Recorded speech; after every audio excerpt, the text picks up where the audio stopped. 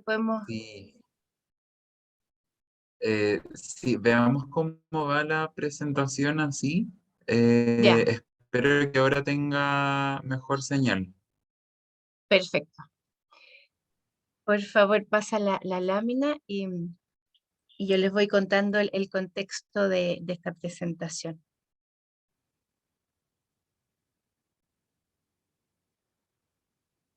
Y hoy día, bueno, vamos a cambiar un poco de tema porque hemos venido hablando principalmente de atención del parto, pero sabemos que muchas personas, ¿no? Mujeres, familias, llegan con muy poca información, educación en temas de salud sexual y reproductiva, cuando tienen que enfrentar esos procesos durante el ciclo vital. Entonces, en esta presentación vamos un poco más atrás, ¿no? ¿Qué pasa con la educación sexual y cuál es la importancia y el rol de la matronería en la educación sexual? Y tenemos en Latinoamérica, en Chile y en otros contextos del mundo, por supuesto, pero especialmente en nuestro continente, todavía sociedades de base muy conservadora, grandes tensiones, ¿no? Entre una agenda más liberal de derechos sexuales y reproductivos y una más conservadora, todavía con muchos, gran parte de la sociedad defendiendo, ¿no? La idea de la normalidad como valor fundamental de la familia nuclear tradicional heterosexual, ¿no? Y ha sido muy difícil avanzar en muchos derechos sexuales y reproductivos. Por ejemplo, en Chile recién volvimos a tener una ley de aborto solo terapéutico desde el 2007, después de muchísimos proyectos de ley infructuosos. Hay una gran tensión en esta agenda valórica que la llaman, ¿no? En estas áreas, y tenemos una educación sexual muy incompleta, muy deficiente desde la educación escolar, y que no se ha podido instalar como un programa transversal. En Chile, de hecho, han habido muchos proyectos de educación sexual transversal que no han logrado ser pasados en el Congreso, con el argumento de que estos, comillas, valores tienen que ser enseñados en el hogar, ¿no? Y que pertenecen como, que no son un ámbito público ni político, con lo cual, por supuesto, estamos en desacuerdo. Héctor, ¿puedes pasar a la siguiente? Entonces nos encontramos también en un contexto muy interesante porque en esta presentación nos enfocamos en población adolescente y joven, que son digitales nativos. Entonces se trata de una generación que ya no distingue como antes, ¿no? Entre los ámbitos de lo privado y lo público, sino que hay un tránsito mucho más fluido, ¿no? Entre lo que se consideraba público y privado, y donde se transforman las necesidades individuales en reclamos colectivos, ¿no? A través de esta plataforma virtual, ¿no? De las redes.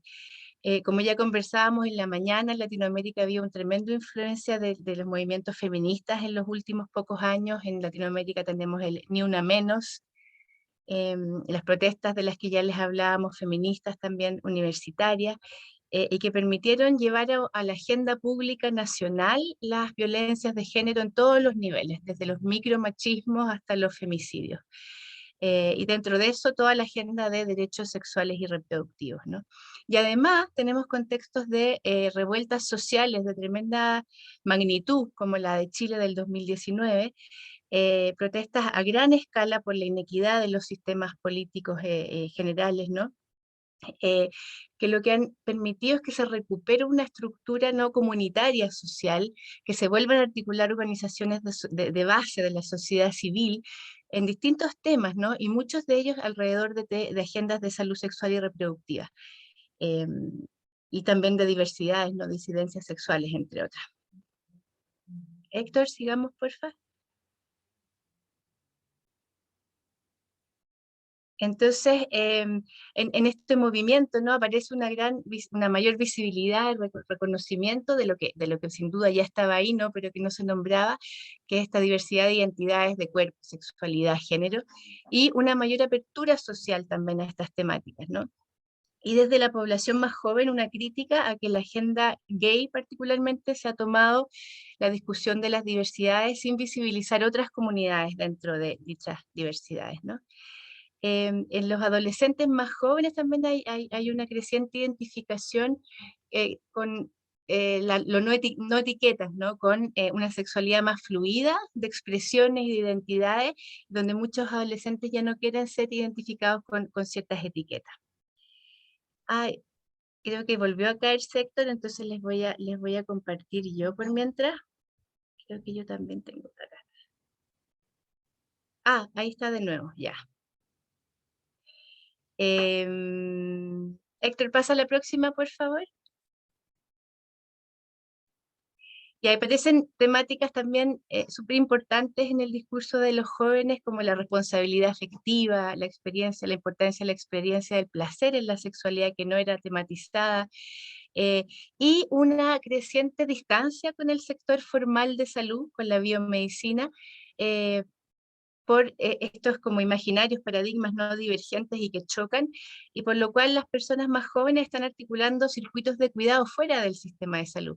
Esto es interesante porque de la misma forma como hemos discutido que las personas, que las mujeres escapan, comillas, al sistema formal de atención de parto, ¿no? Por los abusos y la excesiva medicalización, en la atención de salud sexual y reproductiva en general también hay un, comillas, escape del sistema formal debido a que no se sienten que sus necesidades son escuchadas, ¿no? Y acá viene como un... Héctor, porfa, si pasas a la próxima. La próxima. Y esta crítica, ¿no? A la aproximación tradicional, comillas, a salud que todavía se perpetúa en el sistema de salud formal, ¿no? En la biomedicina, donde la juventud, la adolescencia y juventud son vistas como un paso, ¿no? Hacia la adultez como nada, nada en sí mismo, con un enfoque muy adultocéntrico, un enfoque demográfico como un grupo homogéneo, vistos como grupo de riesgo, ¿no? Sujetos de riesgo, conductas de riesgo estigmatizados, ¿no? Con foco en el cuerpo físico y una aproximación mecanicista a la salud, ¿no? Y también una atención muy autoritaria, ¿no? Versus esta aproximación más comprensiva, integral, holística de la salud en línea con las necesidades de la población joven, que los ve como una etapa no en sí mismo, con todas sus particularidades, múltiples identidades, con una idea de bienestar mucho más integral, más amplia, ¿no? Con una comprensión del cuerpo mucho más allá del cuerpo físico, sino que el cuerpo social, el cuerpo político. Sí, la próxima. Y acá voy pasando ya las experiencias más concretas, como lo que nos va a mostrar Héctor, y se da en las personas no más jóvenes esta estrecha relación entre lo que sucede en redes sociales con educación sexual, con todo este movimiento feminista del que hablábamos, ¿no? Que instala discursos más abiertos en sexualidad. Hay una gran diversificación de referentes y de canales de información en torno al cuerpo, sexualidad, género, lo cual incrementa además estas distancias con el sector de salud. Hay más autogestión de la salud. Y empiezan a aparecer una serie de organizaciones, de redes, de jóvenes profesionales de la salud, en especial matrones, matronas, que articulan estas opciones de cuidado y de educación fuera del sistema formal biomédico, como decíamos, con esta percepción de que dentro del sistema hay muy poco espacio para innovar. De esto les va a hablar Héctor, que me parece interesantísimo ver cómo, en un ejemplo, ¿no? Como además él, y tanto él como Camila, ellos se mueven dentro de, el sistema formal, pero a la vez de este como extra sistema que ellos mismos han creado y transitan fluidamente, ¿no? Entre los parámetros o las reglas de estos distintos sistemas. Y le doy la palabra a Héctor porque protagonista, ¿no? de una de estas iniciativas. Bueno, antes que todo, buenas tardes. Les pido que en honor a mi internet escaso y, y muy tambaleante podamos apagar las cámaras, si es que se pudiera, como para no colapsar ahí el internet. Y les agradezco profundamente el poder haberme invitado a esto. Em, bueno, el proyecto que tenemos con Camila, como dijo Michelle, se llama Duda Sexual. Más adelante vamos a hablar el por qué se llama así. Y me tomé la libertad de poner a Sex Ed Project Gone Right, por la experiencia que hemos tenido en cuanto al recibimiento de esto. Entonces, todo comenzó con Camila y yo estando en pregrado, estando cursando nuestra carrera de obstetricia para obtener el título de matronería. Y ahí me gustaría hacer un paréntesis. Acá en Chile la matronería tiene un amplio campo laboral. No se centra solamente en procesos de gestación y parto, sino también en áreas que incluyan la salud sexual y reproductiva en general. Por eso ahora estoy trabajando en el programa de VIH de infectología. Em, entonces, la educación sexual también pasa a formar parte del rol de las matronas acá en Chile. Entonces, en el año 2015, cuando con Camila estábamos en el cuarto año de 5 de la carrera de obstetricia, a través de bueno, tareas de la universidad, nos percatamos de que hay muy poco, bueno, de partida, muy poca educación sexual, programas implementados formalmente, eh, y que además esta poca información que había era muy poco accesible para el público en general, que estaba alejado de la academia. Entonces nos propusimos crear una forma para poder acercar la educación sexual a las diferentes personas. Y así nació lo que en principio se conocía como Confesiones Ginecológicas, Universidad de Chile, Campus Norte. Un nombre para nada corto, y por el nombre ya se fijan que era muy acotado a cierta población, que era básicamente nuestros compañeros de la universidad. Acá les puse el logo de lo que era en ese entonces Duda Sexual en pañales. Y la gracia de esta página, era un fanpage en Facebook, era que estaba dirigido a estudiantes de la facultad, em, que respondíamos dudas de forma anónima, funcionábamos a través de Google Forms. Entonces llegaban solamente las dudas, no teníamos cómo vincularlas a individuales. Entonces eso es un gran atractivo para las personas que tienen consultas que necesitan hacer, pero que necesitan también resguardar este grado de confidencialidad. Y también al momento que nos iban llegando las dudas, nos percatamos de que no sabíamos muchas cosas y nuestro currículum se quedaba corto. Entonces estábamos en constante actualización, constante búsqueda bibliográfica y también vigilar que entre Camila y yo no fuéramos a cometer errores. Entonces era como este sistema de peer review, casi como una revista científica. Eh, pero tampoco quiero romantizar como esta dinámica, como quizás como más de precariedad de conocimiento, porque finalmente todas las dudas que nos hacían eran dudas que debíamos saber, porque estábamos ya en el penúltimo año, pero no eran cosas que nos habían pasado en la universidad. Entonces hubo mucha autogestión de este conocimiento.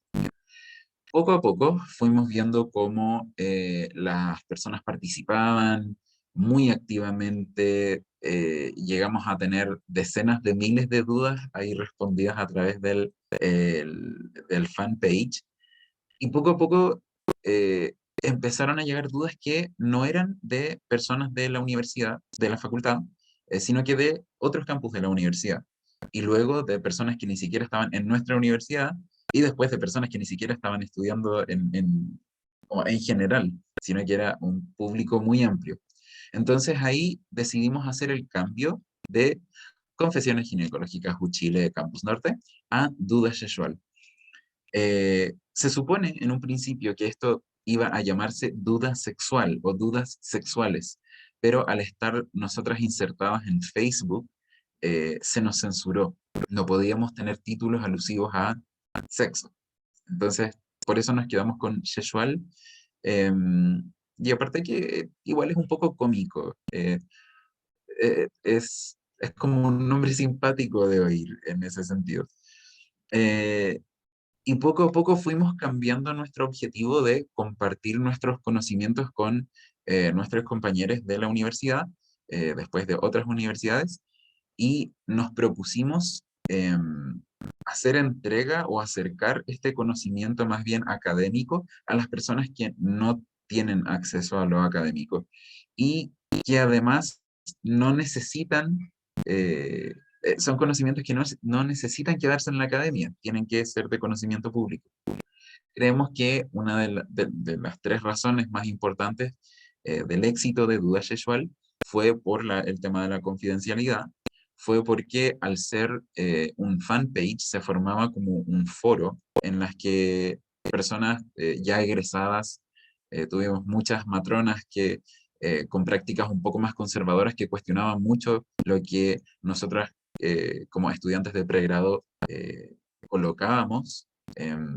Pero la gran mayoría de las veces teníamos el respaldo como para recomendar ciertas prácticas. Entonces, el debate que se formaba era muy amigable, muy constructivo, y también las personas que no eran de salud o no tenían conocimiento podían ahí ver como qué tipo de entrega de información les acomodaba más. Y lo más importante, a mi parecer, es que lo entregábamos en un lenguaje entendible. Muchos proyectos de educación sexual se quedan en la terminología médica, la terminología científica, que la gran mayoría de personas no conoce y tampoco tiene por qué conocerlo. Entonces, era una cierta traducción de de todo lo biomédico a un lenguaje más cotidiano que finalmente es necesario tener para asegurarse de que las personas que estaban interactuando con nosotras entendieran. Porque no sacábamos nada con tener una página de educación sexual si es que las personas no estaban entendiendo. Entonces, las imágenes, al principio teníamos juntas que eran autoconvocadas, así como Camila y yo gestionábamos para un día en el parque juntarnos las personas que quisieran eh, y tener como este ambiente de habla libre acerca de diferentes aspectos de la sexualidad. Ese era como nuestro objetivo en estas juntas.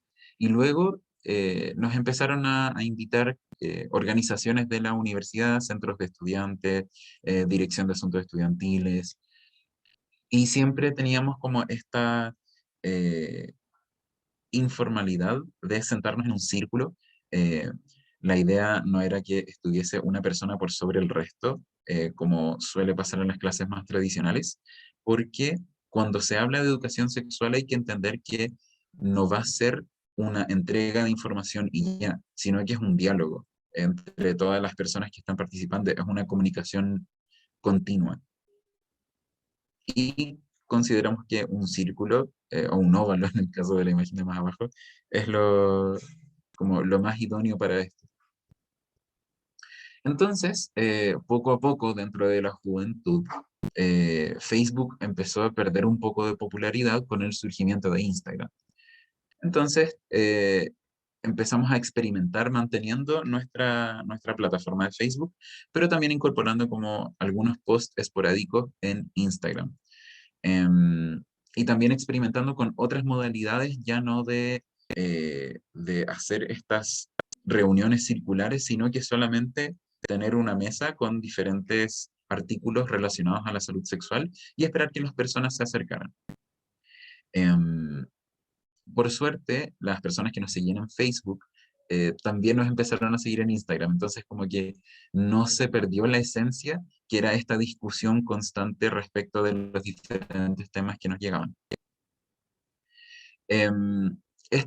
Bueno, les presentamos acá una de las estrategias que utilizábamos cuando eh, terminamos ya ya- y llevamos al siguiente nivel el tema de las reuniones más circulares, que tiene una gran ventaja este sistema, que es de evaluar qué tanta información manejan las personas, eh, que las personas vean reflejado lo que aportan a la discusión físicamente y a partir de eso construir conocimiento en conjunto, que eso es algo muy necesario dentro de la educación sexual. Entonces el modelo consta en que con Camila escribíamos 5 palabras en una pizarra o en un papel o en una superficie, que eran género, identidad de género, orientación sexual, sexo y sexualidad. Y hacíamos una lluvia de ideas con respecto a qué creían que era cada palabra o con qué lo relacionarían o lo que saliera. Y aparecían discusiones muy interesantes porque dentro de la confusión, cuando se decía algo que no estaba tan correcto, habían otras personas ahí que estaban participando de los talleres que decían, no, eso no es eso. Entonces la discusión que se da cuando se da a nivel de pares es muchísimo más constructivo que si tienes a una persona de afuera hablándote acerca de cosas que normalmente son muy íntimas, como lo puede llegar a ser la sexualidad. Acá en la imagen de arriba podemos ver a Camila y a mí, una vez que nos invitaron a una escuela de adultos que estaba situada dentro de un centro penitenciario, dentro de una cárcel, y nos tocó hacer un taller como, con esta misma modalidad para hombres de 18 a 65 años aproximadamente. Eran como 30 personas en la sala, entonces fue una discusión que en un principio, producto de el temor a quebrantar un poco la masculinidad, era básicamente un monólogo de Camila y yo hacia las personas, pero poco a poco se fueron soltando y ahí se dio un diálogo al final muy, muy rico y constructivo. Y acá abajo fue cuando nos invitaron a un colegio fuera de la región metropolitana de Chile, que es de donde somos Camila y yo, em, en el sur de Chile, un poco al sur de Santiago, y esto fue más bien una charla. No solemos hacer charlas porque eh, tienen como se genera este ambiente de verticalidad que hemos visto que no da tantos resultados al momento de, de impartir talleres de educación sexual. Pero independientemente de eso, la participación en ese taller fue también muy productiva. Entonces, a medida que íbamos ya tanteando terreno en Instagram, encontramos nuestra identidad, nuestro sello, por así decirlo. Y no sé si es que ustedes han podido ver la presentación que partió blanco, como una tabla en blanco, y que luego poco a poco se va como tiñendo de colores como de Facebook y de Instagram, pero ahora encontramos esta que es nuestra imagen, y cuando en el ámbito de educación sexual las personas ven una imagen con esta temática, lo tienden a asociar a duda sexual. Ahora, estas son las personas que están dentro de nuestro círculo. Por supuesto que no le vamos a pedir a una persona ajena al círculo, ajena a la comunidad que hemos creado, como que reconozca esto. Sería un poco ilógico. Pero finalmente salimos un poco ya de la sala de clases y empezamos a habitar el espacio público. Em, y acá tenemos también otra de las instancias en las que participamos junto a Camila, em, que son ferias en general pueden haber sido de temas relacionados a la salud sexual o a la salud en general. Este fue en un colegio llamado Liceo Manuel de Salas, en las que habían diferentes organizaciones que eran activistas de la sexualidad. Y eso es muy importante que igual un poco y la estrategia que ocupábamos acá era solamente mostrar los diferentes elementos. Acá en la mesa teníamos métodos anticonceptivos, teníamos métodos de barrera, teníamos modelos anatómicos.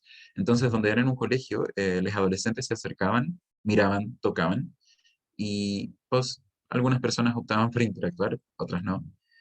Pero nos dimos cuenta que las personas que tienen esta intención de interactuar, aunque sea con comentarios que pueden parecer un poco burdos o un poco vulgares, o quizás burlándose de la instancia de educación, siempre tienen detrás una intención de saber más.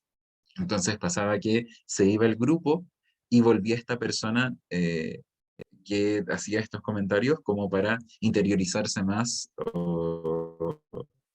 eh, por información. Con Camila no entendemos como que el haber hecho como diferentes comentarios que quizás no son tan atingentes a esa instancia que se dio en el momento, fue su intento de acercarse para saber más.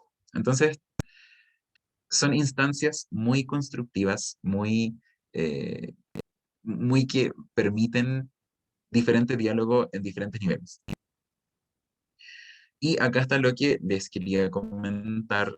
em, una parte grande de nuestro crecimiento como Duda Sexual y también como matronas es el activismo. No podemos realizar educación sexual sin ser activistas de ella. Especialmente en un país como Chile, donde se han frenado en reiteradas ocasiones intentos de avanzar hacia la educación sexual integral por parte de eh, como la sección más conservadora de la política. Em, con Camilo nos hemos permitido ser activistas. Por ejemplo, acá fue cuando nos juntamos en una marcha para la legalización, o sea, para la despenalización del aborto. Em, entonces, es importante posicionarse al momento de realizar educación sexual y no solamente posicionarse, sino dar a conocer tu posicionamiento.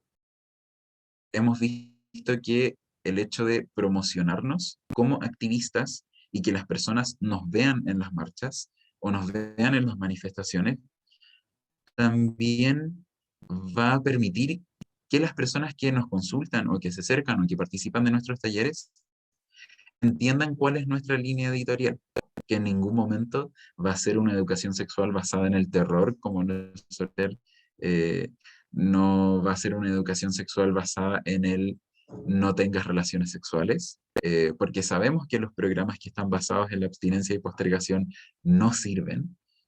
Entonces, el ser activista permite visibilizarte de una forma quizás no tan tradicional dentro de Chile. Entonces, todo esto dentro de Chile es la experiencia que tenemos acá. Y otra cosa muy interesante que permite el activismo es establecer redes con otras personas que quizás puedan tener diferentes puntos de vista, que probablemente van a tener diferentes puntos de vista y que van a construir a tu propia visión. Entonces, el, el compartir diferentes espacios de activismo nos ha permitido también incorporar estas diferentes visiones, que quizás no son visiones con las que compartimos. De hecho, con Camila eh, so- tenemos pensamientos muy diferentes respecto a muchas cosas y habitualmente discutimos, por supuesto, siempre en un ambiente de respeto y de mucho cariño. eh, y esa discusión la hacemos evidente al momento de tener estos talleres de educación sexual. Además, una de las cosas que aprendimos con el tiempo es el darle valor al contenido que vamos a entregar. Em, Recientemente, con Camila recibimos la solicitud por parte de una persona que su nombre artístico es Mayonesa. Pueden encontrarla en Instagram como @mayonesa.mayonesa, que es diseñadora y en su momento estaba en su proceso de título y nos pidió hacer una pasantía con nosotras y esto nos permitió generar muchos posts muy atractivos y muy profesionales por lo demás. Entonces, al ver eso, las personas interactuaban más, lo compartían más y le da cierta credibilidad. No es lo mismo ver la foto de un dibujo que yo pueda hacer en un papel, que por supuesto no tiene nada de malo, eh, a una ilustración hecha por una diseñadora eh, que tiene cohesión con como lo estético que es nuestra página.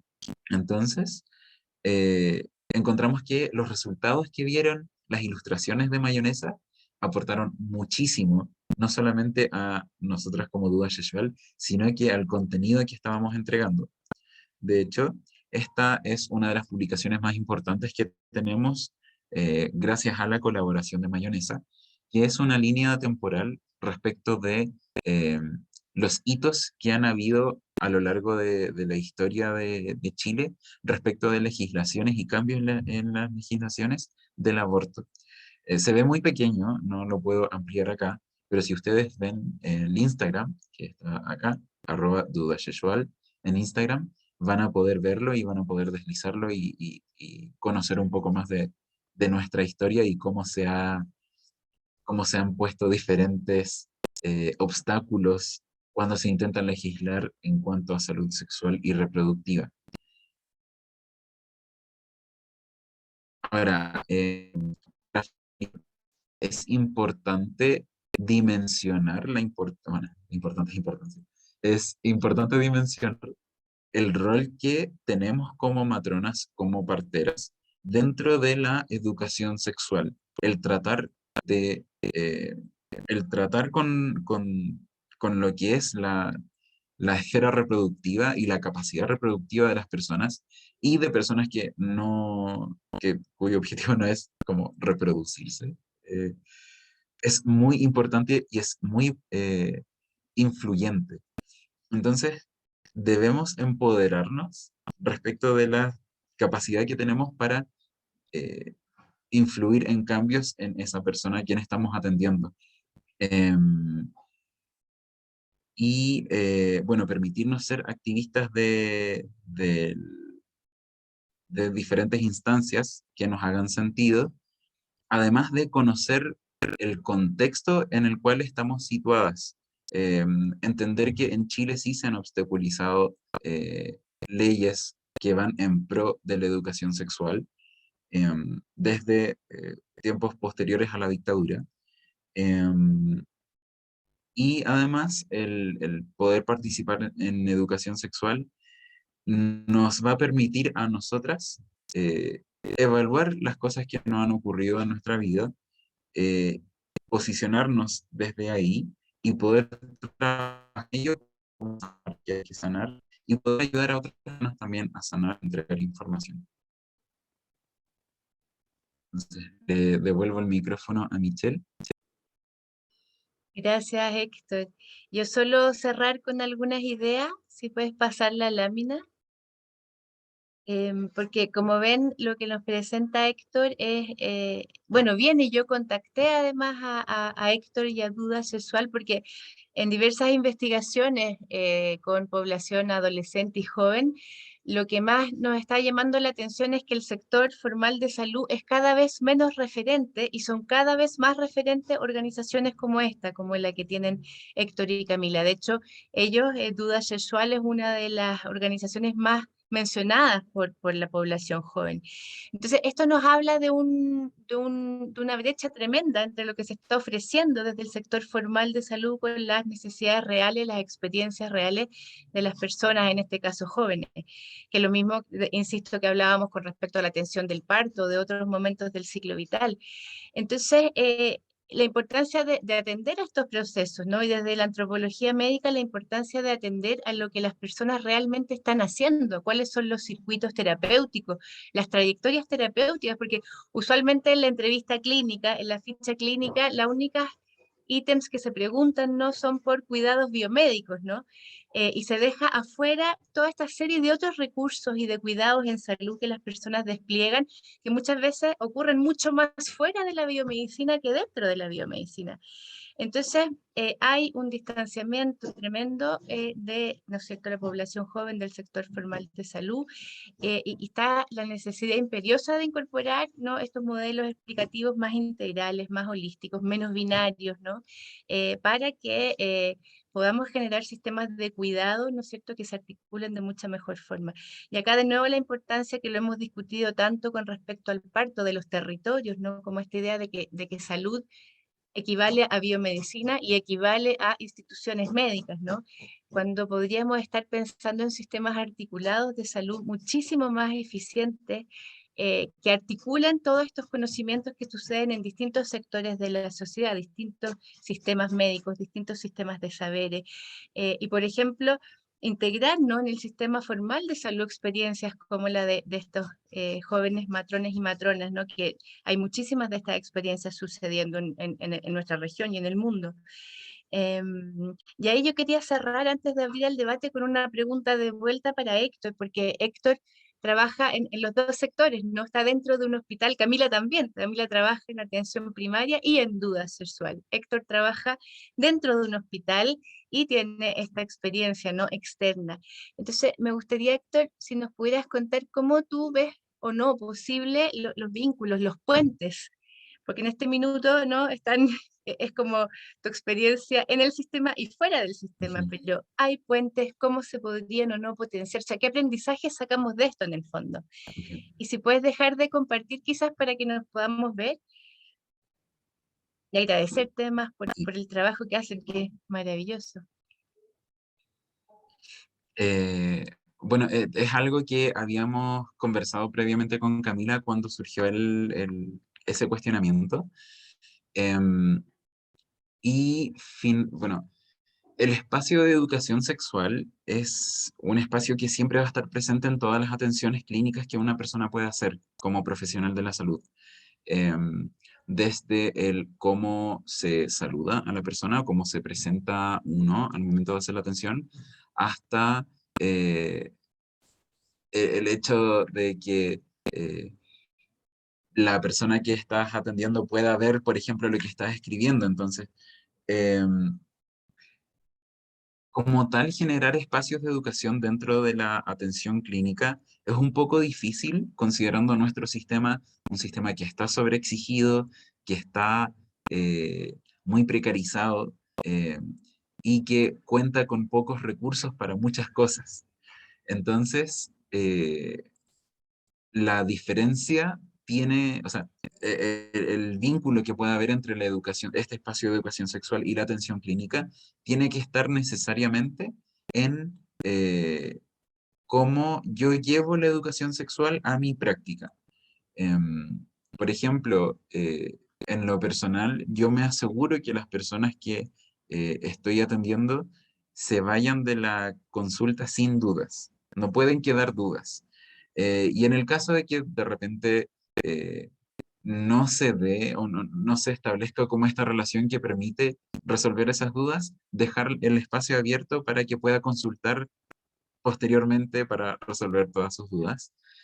Y algo que había dicho Camila es que, bueno, ella tiene toda la experiencia de trabajar en atención primaria de salud, que está mucho más sectorizada que la atención no solo de hospital, sino de VIH en general, em, que va a depender mucho de la importancia que le dé la alcaldía del momento a diferentes temáticas de salud sexual y reproductiva, de cuántos recursos se inyecten para que, por ejemplo, se asegure un buen programa de educación sexual en los colegios municipales dentro de esa comuna. Em, entonces, si es que hay oposición, o más que oposición, si es que hay obstaculización por parte de las personas que gestionan todo el funcionamiento del ámbito público, es un poco difícil generar un espacio fuera del box de atención que sea de educación sexual.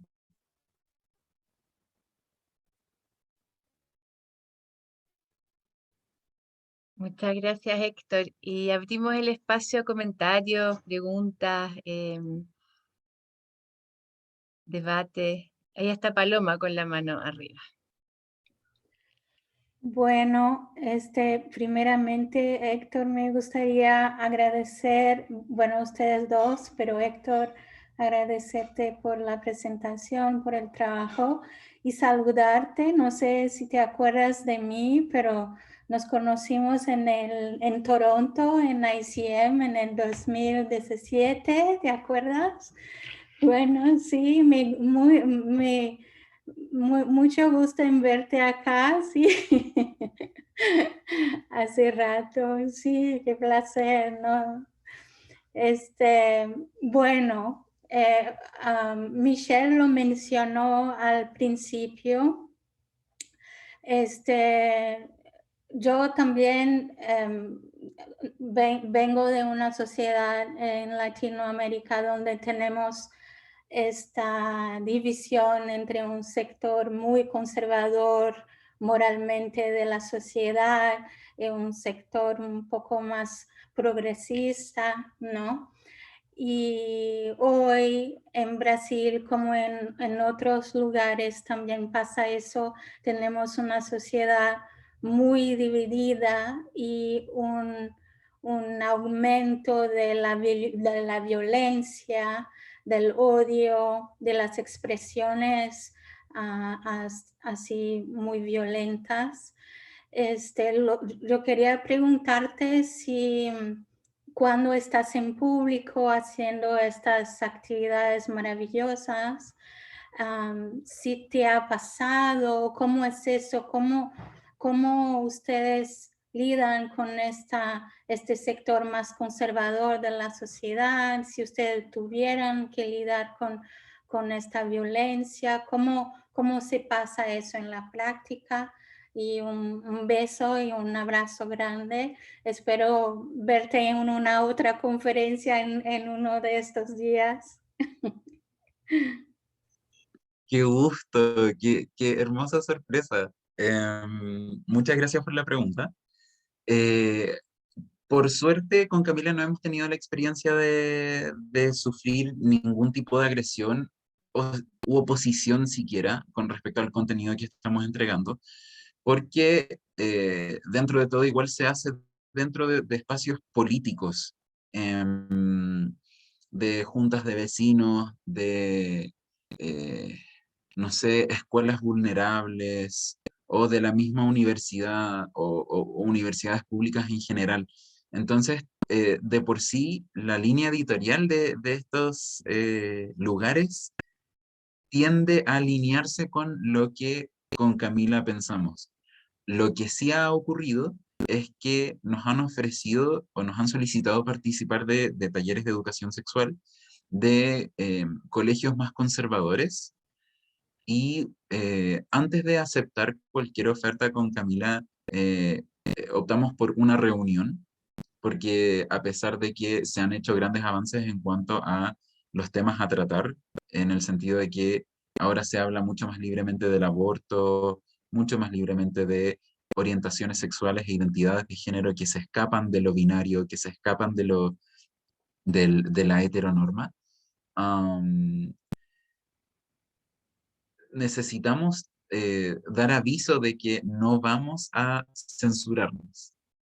Entonces, ante eso, hace no mucho, tuvimos una invitación de un colegio católico que nos pidió no hablar de esos temas, no hablar de aborto, no hablar eh, de infecciones. Entonces, como, no aceptamos, como no podemos aceptar una oferta que eventualmente quizás sí podría ser dañina para nosotros porque no conocemos el ambiente donde era. En cambio, otras actividades que sí se han hecho, por ejemplo, en la Universidad de Chile, que es nuestra alma mater, entonces eh, hay cierto reconocimiento como hay cierta propiedad dentro de los talleres cuando participamos, como nos sentimos más bien en casa que de visita. Pero sí, procuramos antes de llevar a cabo cualquier actividad, saber cuál es la opinión de las personas organizantes, como organizadoras, perdón, organizantes no es una palabra, organizadoras con respecto a esos temas que pueden ser un poco más polémicos. Gracias, Héctor. Jeff tiene la mano arriba.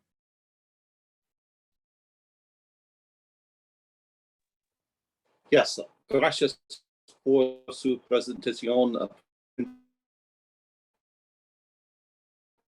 What if Paulo Freire influenced some of your and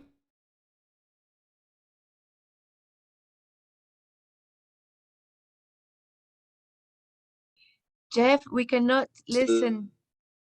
Your voice is... right, or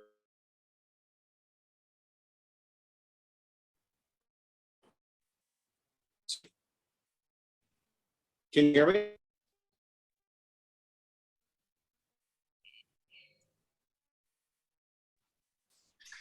Jeff, we don't hear you so well.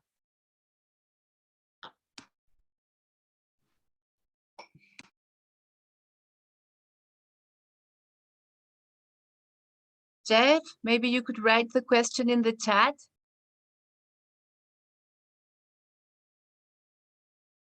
I think the connection fell. We can wait. Podemos esperar a que se vuelva a conectar. Estamos hablando.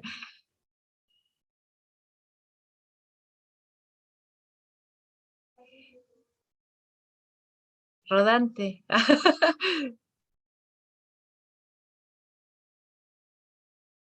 Yes, but I'm not sure if Hector is still here.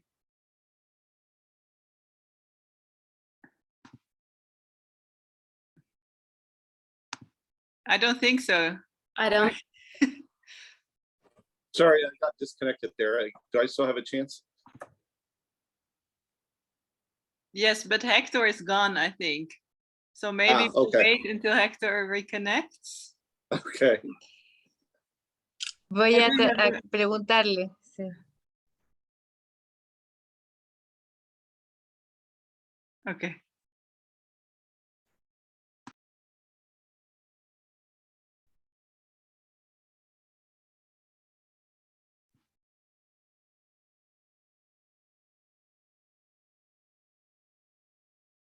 Pero mientras se conecta, yo puedo comentar porque ahí está. ¡Ah!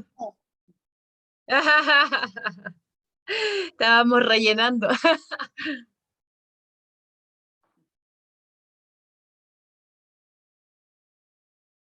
Sí,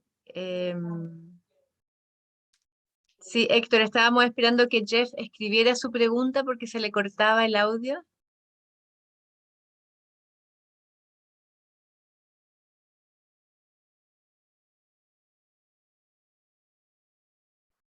Bueno, pero por mientras, o si no hay otra pregunta, si alguien quiere levantar la mano, comentar que estamos viendo una como ya les decía, ¿no? Pero Rodante, yes. Yes, I would like to ask a question if Jeff is not doing it yet. Thank you so much for your presentation. That was super impressive, and for all the work you do, really amazing. I just looked at your Instagram page and it looks wonderful. And I was wondering, if you would maybe, because we're trying to, start this sort of movement of critical midwifery studies, and I was wondering if you, as an experienced activist and organizer, maybe have some tips for us on how to proceed, or what are the main things that you learned in organizing and so on that you would pass on to other midwives.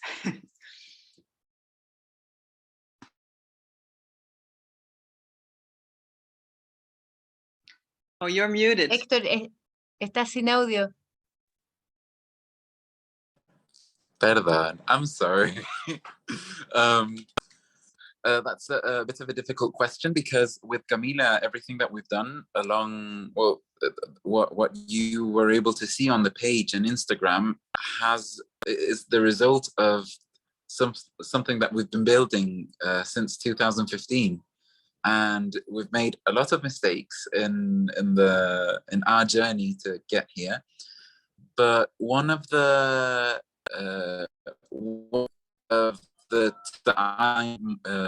most important is that it's very necessary to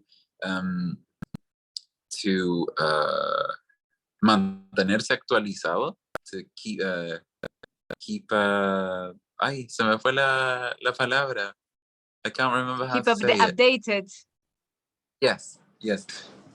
Keep everything like all knowledge updated, because that is going to be the best, give you most tools for when you are faced against an obstacle. Here in Chile, the conservative part of the politics, or conservative people in general.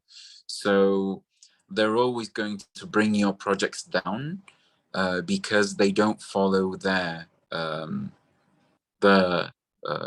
línea editorial, the way they think. And I think it's very important to keep your people very close, the people that you're working on these projects very close, and to be sure to be learning together and not one in front of the other, because that way you're going to be independent together, which is very important, because when you for any reason have to work separately for a same project, you're going to be able to trust that person to do a job that you can also like something that meets your expectations.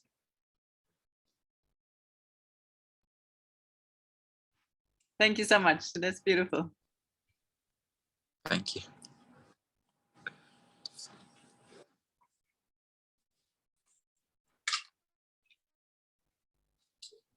No sé si Jeff habrá escrito. Would you prefer that I write it down, or do you want me to ask it? I think I can listen good. so if you want to talk. Sorry, I missed that.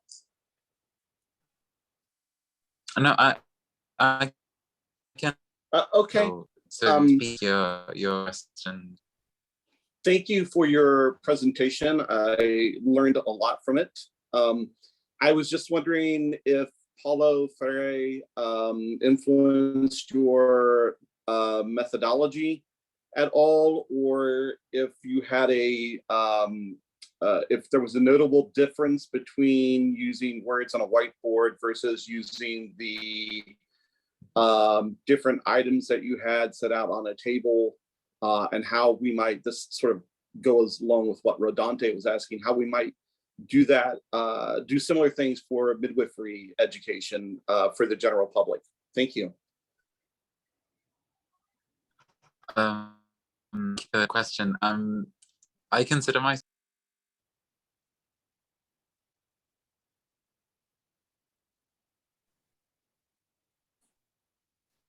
Creo que se cayó de nuevo su conexión. Tenemos un... Ahí viene, apareció. Sorry for my internet. To answer the question, I consider myself very ignorant when it comes to people who might have influenced sexual education, because I haven't read a lot about methodologies or methods that can help us.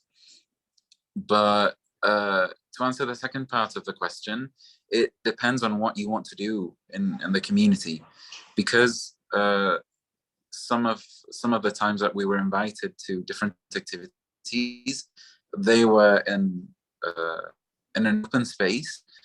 We didn't have we didn't have time directed for us to actually present or do different workshops. So it was just tables with different organizations, and we just had our materials there.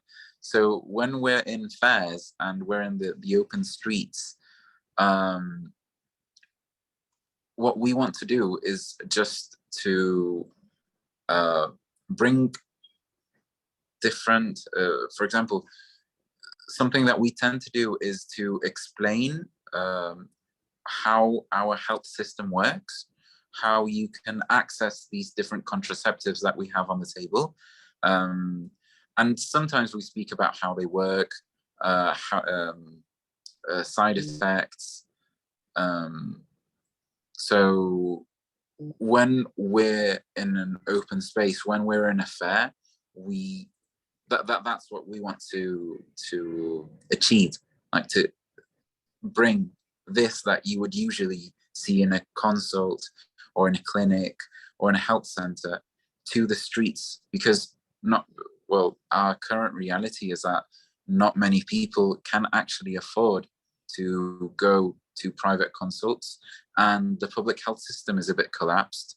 So there are long waiting lists that don't, it's not, health is not very much accessible here. Whereas when we do group workshops, it depends on what the group wants to learn or what their objective is.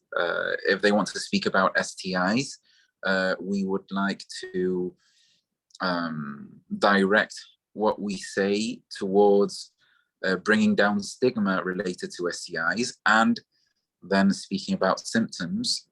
But it depends on what you want to work in different spaces and with different people.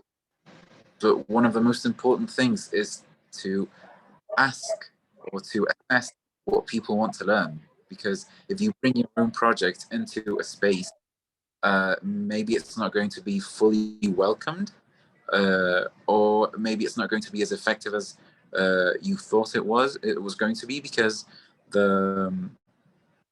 that's not what people wanted, maybe. So it's very important to have an assessment before doing any type of workshop or any activity, so you can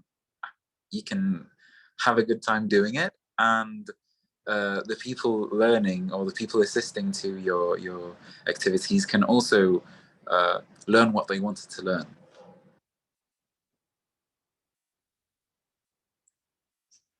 Muchas gracias.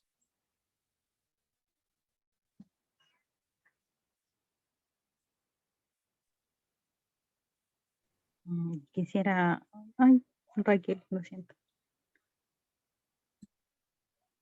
Quisiera agradecerte mucho.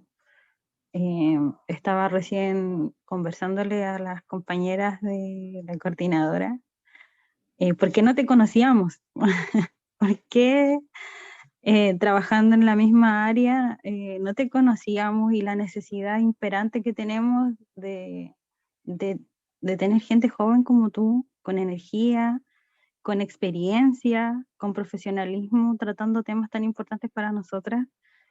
Así que dejo la invitación abierta a que trabajemos juntas. Necesitamos gente como tú, y estoy muy contenta de toda esta experiencia en general. Hoy día ha sido un día muy bello, pero en especial de encontrar a un compañero de lucha. Gracias. Muchas gracias. Thank you, Fabiola. And well, Hector, we're touched, and now I think it's time for the translators have to leave, so to thank them. Agradecerles mucho a las traductoras por acompañarnos en este día. Y agradecer, bueno, Héctor, el trabajo maravilloso que hacen, y dejar estas preguntas abiertas, ¿no? Cómo vincular estos sectores, ¿no? De salud más formales, más informales, como realmente lo que hemos hablado todo el día, ¿no? Escuchar las experiencias vividas de las personas, lo que están haciendo por y para el cuidado. Y ahora damos espacio al cierre, ¿no? Rodante, nos queda Raquel. Así es, decidimos cerrar ahora en estos minutos que nos queda este día que ha concurrido. Sabemos que ya estamos cansados, entonces me voy a atrever a pedirles a todos ustedes que, como buenas parteras, implementemos los ejercicios de respiración y pensemos y reflexionemos un poco en cómo ha sido el día de hoy, ¿sí? Así que respiramos profundo. Vamos de a poco, ¿sí? Bajando los decibeles. Nuevamente.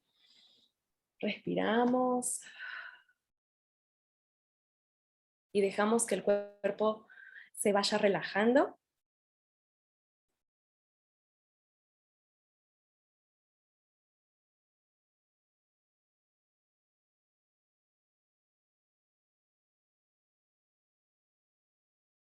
Muchas gracias por haber acompañado este seminario, a todos los ponentes que han compartido sus experiencias, sus saberes, su sabiduría. La verdad es que me siento muy emocionada porque hemos aprendido muchísimas cosas el día de hoy. Estos espacios tan necesarios desde la crítica reflexiva de nuestro ejercicio, ¿no? Como parteras, como matronas. Hay pequeñas reflexiones que había ido anotando durante el día de hoy, así que voy a tratar de ser bien breve para que puedan ustedes visualizarlo, ¿sí? Y de a poco vamos repasando lo que fue el día de hoy. Estoy tratando de compartir pantalla. Ahí apareció compartir pantalla. Muchas gracias.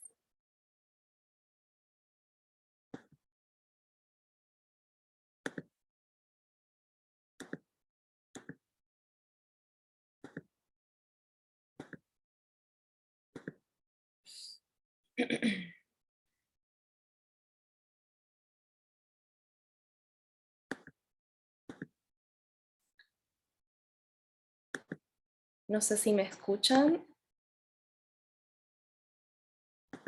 Si estamos conectados. Sí, se escucha. Perfecto.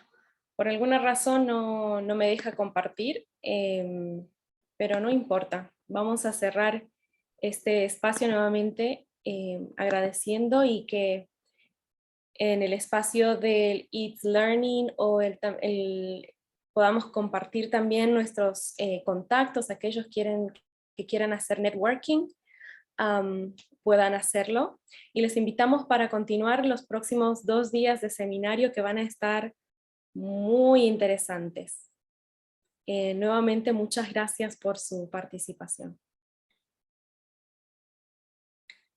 I don't know if this is being translated into English. Ok, muchas gracias. Les mandamos un saludo a todas, entonces si pueden prender sus cámaras, despedirse. Que sea una cálida despedida.